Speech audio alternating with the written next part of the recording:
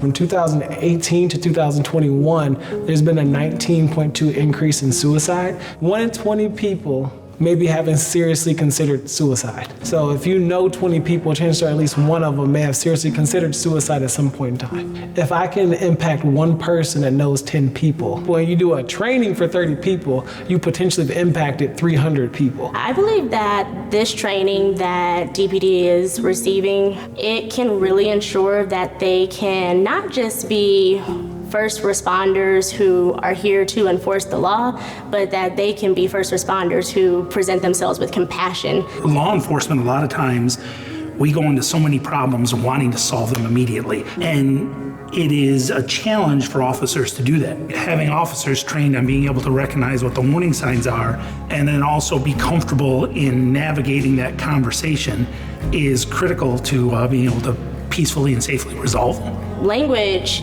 is significant. Something like a person who is experiencing thoughts with suicide versus a person who is suicidal can make a simple yet impactful difference.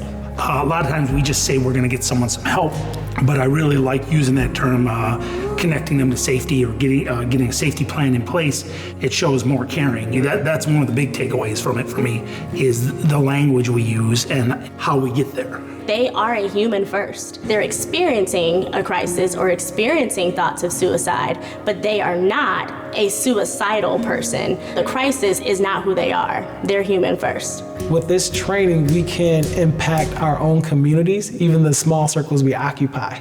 You do not have to be a professional who is in the mental health field, but as a parent, you know that you know your children better than anyone, and as a teacher, you might know your students more than others, and so understanding that these trainings are for you too. So often we think about it from the perspective of a caregiver or a service that we're providing because of our professional spaces, but this could be just a conversation with your sibling, that you heard something and then you begin to explore it just to make sure it's not having to do with suicide, and if it is something to do with suicide, you could work through those steps to make sure they receive the help they need, and ultimately that they don't have to deal with it alone. It's going to take all of us, as many of us as possible, to choose to make ourselves willing, ready, and able to provide care to the community.